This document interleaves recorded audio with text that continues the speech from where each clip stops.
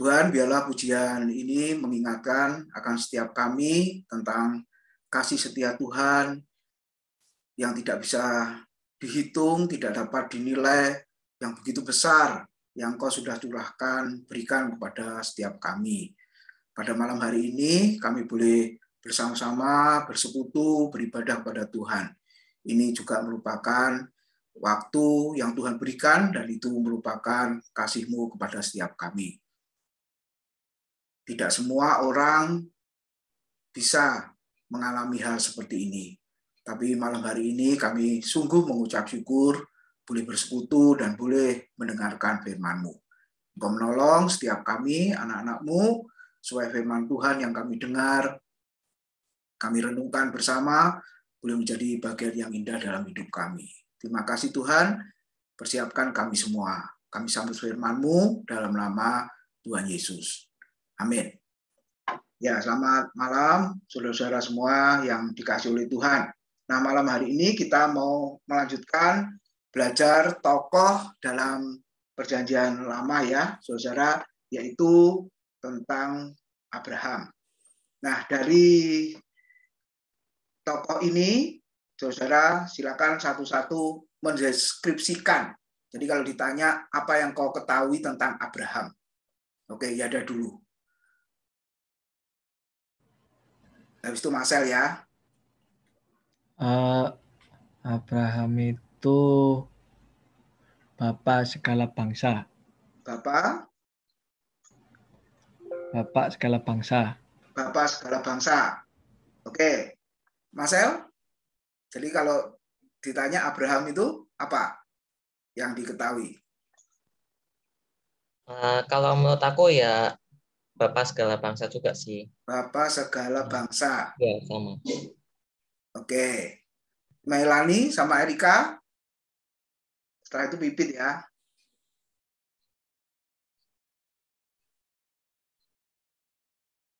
Halo?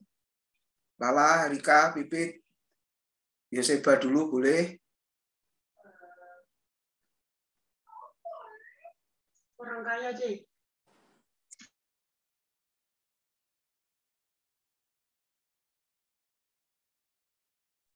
Berani. Orangnya berani.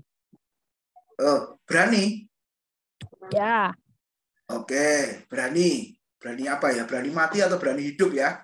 Oke, karena disuruh keluar dari zona nyaman itu berani deh. Mau gitu loh. Kan disuruh Tuhan pergilah gitu. Jadi dia ya, berani ya, deh. Berani keluar dari negaranya, dari negerinya. Oke, Yoseba tadi apa? Orang kaya. Orang kaya. Oke, makasih orang kaya. Paula, Sema, lalu Uun.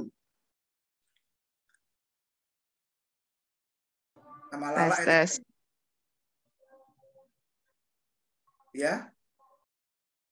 Halo. Ini penting karena anak-anak sekolah minggu juga ditanya kok. Jadi remaja, pemuda juga ditanya. Oh, sinyalnya jelek. Ya wes di chat aja. Ya. Uun, boleh? Apa itu? Siapakah Abraham? Bapak semua orang beriman. Nah, Bapak semua orang beriman, semua orang percaya. Oke. Seperti Pipit, Paula menjawab berani tanpa apa nih tadi? Tujuan. Orang yang berani melangkah tanpa tahu tujuan. Berarti nekat ya ini ya. Oke, Lala sama Erika ada? Sema.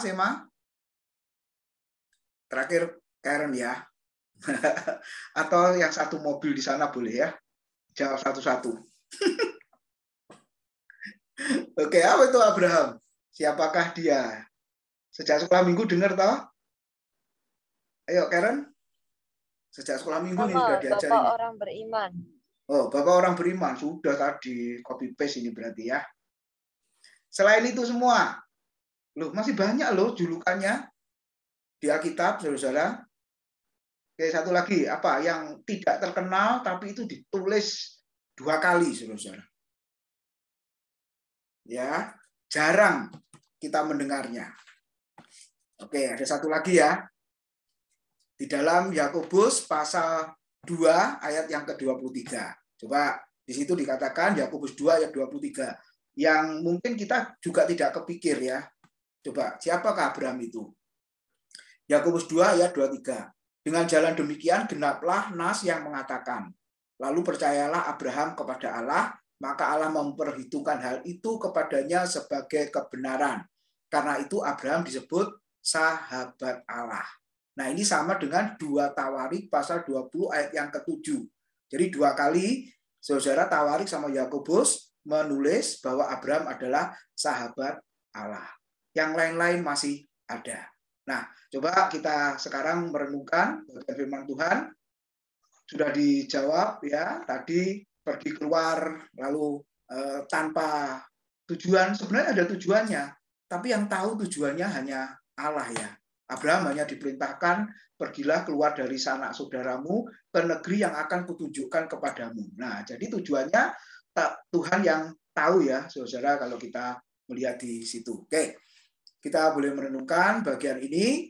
Jawabannya Bapak segala bangsa, Bapak orang percaya, lalu sahabat Allah, macam-macam. Ada yang dikatakan setia, bahkan dikatakan Abraham itu adalah orang yang taat ya.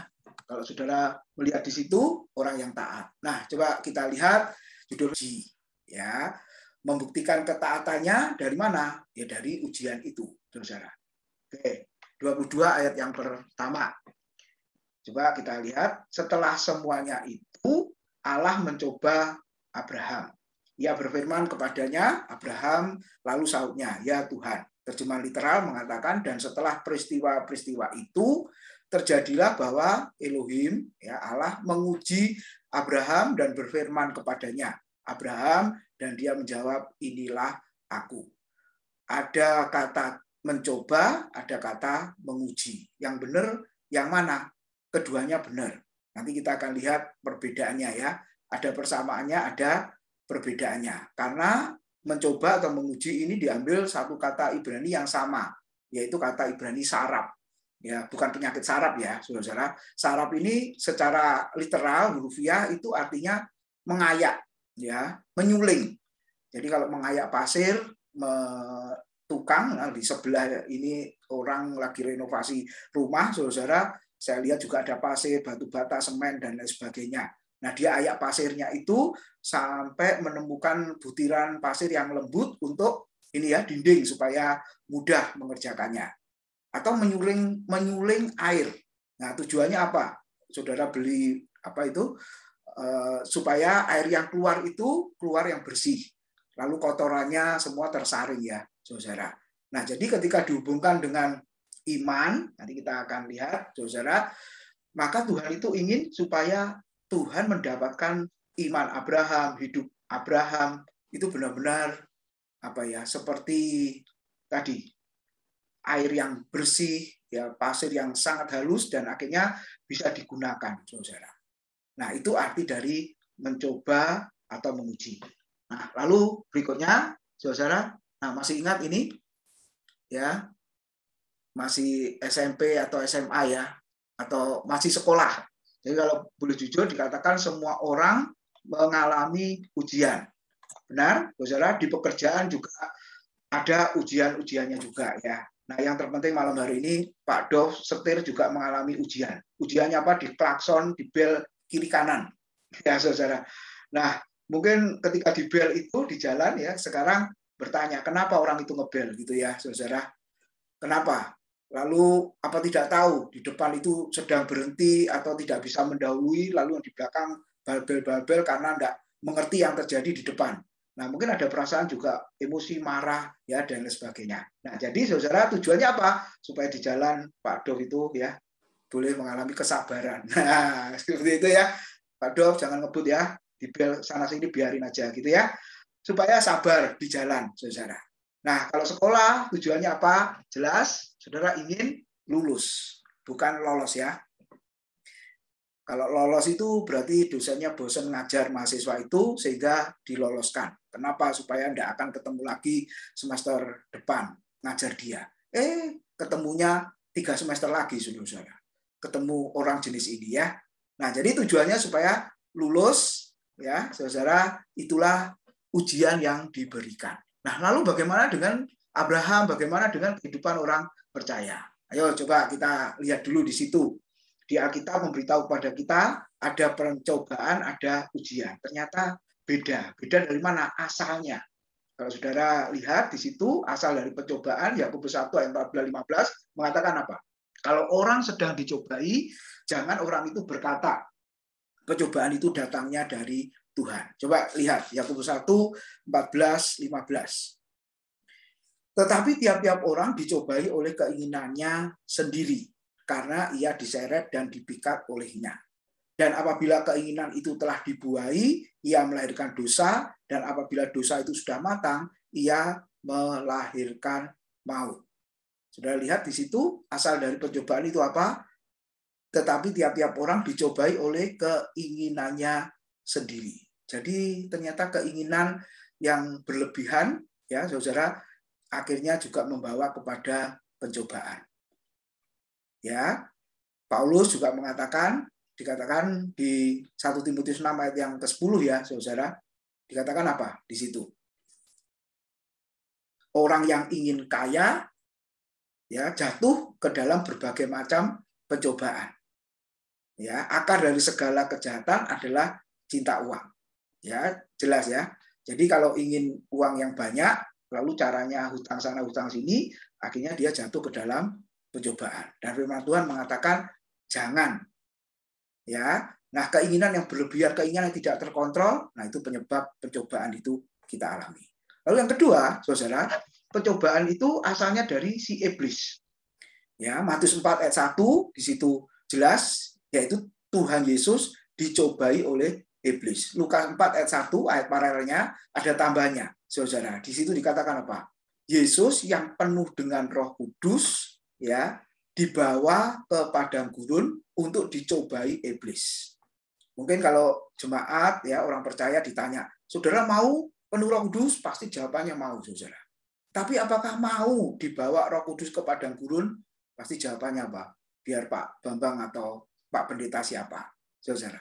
Kenapa? Karena padang gurun itu tempat yang tidak enak, tempat yang tidak nyaman, saudara.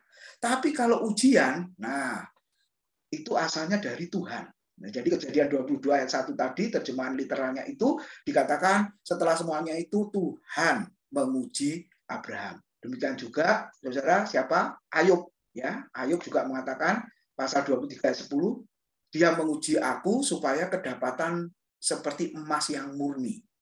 Ya, saudara. Nah, ini yang penting. Tujuannya kalau begitu. Kalau percobaan tujuannya supaya orang itu jatuh ke dalam dosa. Ya, seperti Yesus dicobai oleh iblis, tujuannya supaya Yesus mentaati perintahnya si iblis itu. Saudara. Dan yang kedua apa? Mundur dari iman. Saudara, semakin jauh dari Tuhan. Nah, ini tujuan dari pencobaan. Tapi kalau ujian, saudara, tujuannya apa? Kemenangan. Kalau mau jujur, anak sekolah itu next level ya, naik kelas. Nah, sekarang kita boleh merenungkan. Kalau begitu yang kita alami pencobaan atau ujian. Mungkin orang tidak tahu, aku ini sedang dicoba apa diuji, saudara. Karena memang terus terang dua kata ini diterjemahkan ke dalam satu kata yang sama. Pemazmur juga berkata kan, ujilah aku Tuhan, cobalah aku. Ketahuilah batinku dan hatiku, sebab mataku tertuju kepadamu. Memang lagu ini tidak pernah dinyanyikan karena takut diuji, takut dicoba katanya. Tapi kalau nggak nyanyi itu, apa benar kita tidak dicoba dan tidak diuji, saudara? Terus dicoba dan terus diuji seumur hidup kita. Ya, karena kita hidup itu sebenarnya masih ibaratnya sekolah, ya saudara, yang belum lulus. Lulusnya kapan? Ya ketika kita dipanggil pulang ke rumah Bapa di surga. Itu lulus sekolah kehidupan. Nah, jadi pertanyaannya, kalau kita mengalami pencobaan atau ujian, kemudian akibatnya apa di situ? Iman kita ini terus bertumbuh atau stagnan, bahkan mundur. Ya, kalau imannya terus bertumbuh, saudara, maka orang itu dipastikan mengalami ujian. Tapi kalau dia mundur dari iman, mundur dari Tuhan, mundur dari gereja, mundur dari pelayanan, dia mengalami apa saja, entah di sekolah, entah di pekerjaan, ya, dimanapun, di dalam pelayanan sekalipun, kalau dia semakin mundur dari Tuhan, berarti dia sedang jatuh ke dalam pencobaan. Nah, jadi yang tahu saudara sendiri ya. Oke, tadi firman Tuhan mengatakan setelah semuanya itu Allah menguji Abraham. Nah, semuanya itu apa? Ternyata saudara mesti mundur di ayat sebelumnya. Karena di situ Kejadian 22 ayat 1 berarti pasal 21 ya di kitab Kejadian. Ada 3 hal, saudara. Jadi Tuhan tidak apa istilahnya serta-merta menguji, ya tiba-tiba menguji, enggak, saudara. Tapi ada hal yang dialami oleh Abraham sebelumnya. Yang pertama apa? Kejadian 21 ayat 1 sampai 7. Kalau kalian baca di situ, setelah Ishak lahir. Jadi kalimat yang mengatakan setelah semuanya itu Allah menguji Abraham, semuanya itu apa? Yang pertama, setelah Ishak lahir. Saudara, Ishak lahir itu adalah jawaban dari doa. Kenapa? Karena nggak mungkin Abraham sudah tua, lalu Sarah istrinya juga mandul kata kita. Ya, tapi kita bisa belajar di Kejadian 21 ayat 7, ayat 1 sampai 7, kalau saudara pelajari di situ ya.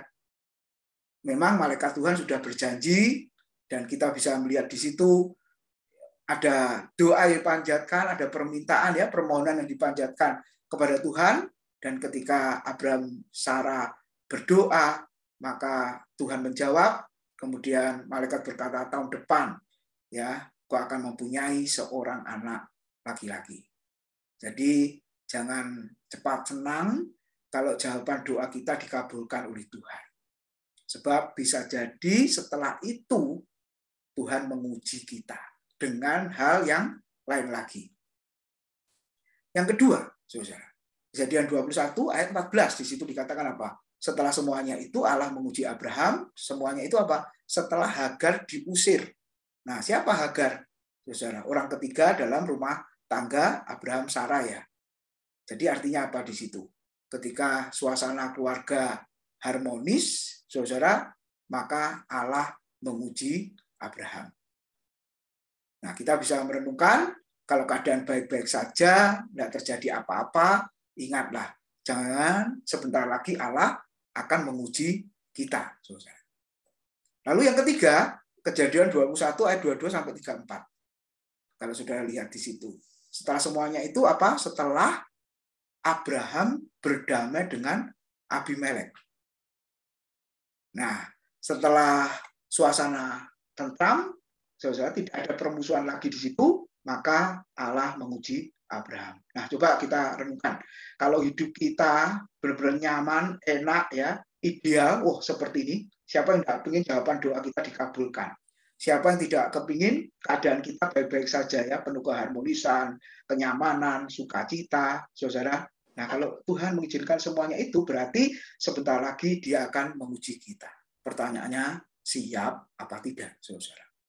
Nah, firman Tuhan mengatakan setelah Abraham mengalami semuanya itu, Tuhan mengujinya. Lalu ayat yang kedua.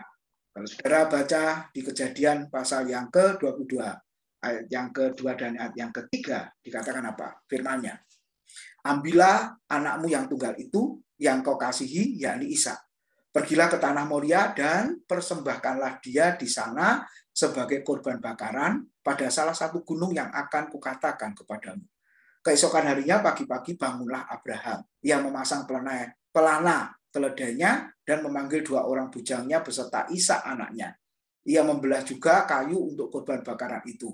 Lalu berangkatlah ia dan pergi ke tempat yang dikatakan Allah kepadanya. Jadi saudara, kita bisa melihat ya, setelah Abraham dipanggil Tuhan, kemudian dia diuji oleh Tuhan, mengalami hal yang menurut kita enak, nyaman, ya saudara, itulah yang menjadi kerinduan kita. Lalu Allah menguji. Kemudian Abraham menjawab, inilah aku, ya Tuhan, gitu ya. Sahutnya, ini aku Tuhan, dan lain sebagainya. Lalu ayat berikutnya mengatakan, ambillah anakmu yang tunggal itu yang engkau kasihi, yaitu Ishak. Saudara, kira-kira Abraham merenung apa ya kepada Allah?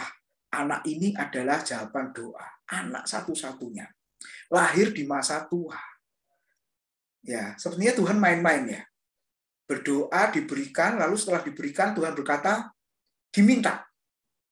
Ya saudara, ambillah, persembahkanlah di sana sebagai korban bakaran. Wah, saudara-saudara, mungkin malam itu juga Abraham tidak bisa tidur ya. Karena dikatakan keesokan harinya harus diserahkan.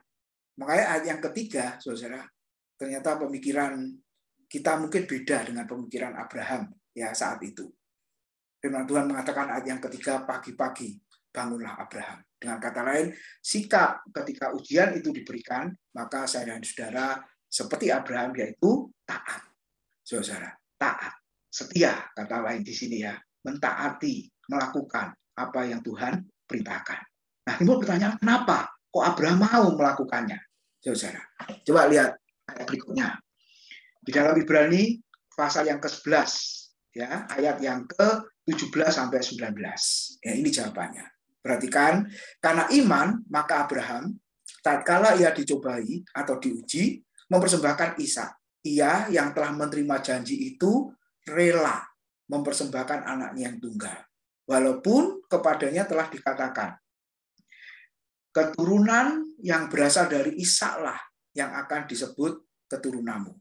Ayat yang ke-19, lihat saudara, karena ia berpikir, nah ini Abraham ya, berpikir, King James menerjemahkan accounting ya, bahwa Allah berkuasa membangkitkan orang-orang sekalipun dari antara orang mati. Dan dari sana ia seakan-akan telah menerimanya kembali. Jadi kenapa Abraham mau melakukannya? Kenapa Abraham taat? Ya, melakukan apa yang Tuhan perintahkan, maka jawabannya di situ, saudara, yang pertama karena iman. Ya, jadi dia melakukannya karena beriman kepada Allah yang memanggilnya. Allah yang setia. Allah yang berjanji. Janjinya apa, saudara? Ishak akan melahirkan banyak bangsa-bangsa ya, keturunan-keturunan. Kalau sudah lihat ayat-ayat berikutnya. Nah, ini yang menjadi kekuatan Abraham atau motivasi Abraham mau melakukannya. Saudara. Dan yang terpenting ayat 19. Walaupun Ishak kupersembahkan, kata firman Tuhan tadi, disembelih, karena Abraham berkata kepada bujangnya, kepada hambanya, ya kamu tinggal di sini, kami akan ke Gunung Moria itu untuk mempersembahkan, lalu nanti akan kembali. Saudara. Nah ini secara tidak langsung dia berkata apa? Nanti Ishak itu nggak akan terjadi apa-apa. Nah justru Ishaknya yang bertanya kepada bapaknya, ketika sampai di Gunung Moria, Bapak, kayunya sudah ada, apinya juga sudah siap, lalu di manakah anak domba yang akan disembelih, yang akan dipersembahkan? Nah, saudara, kalau saudara jadi Ishak gimana ya? Wajar ya bertanya seperti itu kepada bapaknya, Abraham. Lalu Abraham akan menjawab apa, saudara? Yang dikorbankan, yang dipersembahkan, yang disembelih ya kamu. Ya, Abraham ngomong begitu enggak, saudara? Enggak ya. Jawabannya apa? Nanti Allah yang akan menyediakan anak domba bagi dirinya sendiri. Nah, tapi sebenarnya ayat yang ke-19 ini, walaupun nanti Ishak anakku ku sembelih, ku persembahkan, maka saat itu juga ya Allah akan membangkitkan dia. Sudah mati disembelih, nanti Allah akan menghidupkan dia. Nah, ini yang dimiliki oleh Abraham, saudara. Nah, kita bisa melihat bagaimana dengan kehidupan kita ya, saudara. Tuhan yang kita sembah, Tuhan yang kita percayai. Pengenalan kita kepada Tuhan harusnya terus bertambah tadi, naik kelas. Makanya Tuhan terus uji, saudara. Nah, jadi sikapnya yang terakhir kita boleh merenungkan. Yang pertama, tetap beriman. Arti beriman di situ konteksnya adalah Kristus yang tersalib. Jadi sebenarnya ketika Abraham berkata, nanti anak domba yang akan disediakan Allah bagi dirinya sendiri, itu sebenarnya Abraham beriman tentang Kristus yang tersalib. Mati di atas kayu salib sebagai anak domba Allah. Lalu yang kedua, rela mempersembahkan Ishak, anak satu-satunya. Abraham dikenal dengan orang yang taat. Dan yang ketiga, karena Abraham berpikir, percaya bahwa Allah sanggup membangkitkan Ishak yang mati dan hidup. Lalu kita bisa melihat, saudara, di dalam ayat 10-14. Nah, ini kuncinya. Abraham sudah melangkah, sudah mau melakukannya, coba perhatikan. Sesudah itu Abraham mengulurkan tangannya, lalu mengambil pisau untuk menyembelih anaknya. Bayangkan. Tetapi berserulah malaikat Tuhan dari langit kepadanya. Abraham, Abraham, sautnya. Ya Tuhan. Lalu ia berfirman, jangan bunuh anak itu dan jangan kau apa-apakan dia. Sebab telah ku ketahui sekarang bahwa engkau takut akan Allah. Apa artinya takut akan Allah? Taat kepada perintah Tuhan, taat kepada firman-Nya. Dan engkau tidak segan-segan untuk menyerahkan anakmu yang tunggal kepadaku. Ayat 13. Ada sesuatu yang terjadi ya di situ. Lalu Abraham menoleh dan melihat seekor domba jantan di belakangnya yang tanduknya tersangkut dalam belukar. Abraham mengambil domba itu lalu mengorbankannya sebagai korban bakaran pengganti anaknya. Ayat 14. Dan Abraham menamai tempat itu Yehova Jireh. Tuhan menyediakan. Sebab itu sampai sekarang dikatakan orang, di atas gunung Tuhan akan disediakan. Karena semuanya nanti menuju kepada anak domba Allah, yaitu Kristus. Amin. Kiranya Tuhan memberkati kita. Biarlah kita seperti Abraham ya, saudara. Walaupun mungkin orang bertanya, mana mungkin. Orang tertawa, belum apa-apanya dibanding Abraham. Tapi ada prinsip yang sangat sederhana di situ, yaitu ketaatan kepada firman-Nya. Amin. Kita berdoa terlebih dahulu. Terima kasih buat kebenaran firman-Mu pada malam hari ini. Tuhan, biarlah ketika cobaan itu datang, ujian itu datang, kami boleh membedakannya, dan kami tahu satu hal, ketika semuanya itu datang untuk membuat iman kami semakin bertumbuh, pengenalan kami akan Tuhan semakin bertambah, dan kami mengucap syukur. Itulah ujian yang Tuhan izinkan kepada setiap kami. Dan Kau mengajar kami untuk kami tetap taat, tetap setia, tetap takut akan Tuhan. Berkati seluruh anak-anak-Mu pada malam hari ini. Dalam nama Tuhan Yesus, kami sudah berdoa dan kami mengucap syukur. Amin.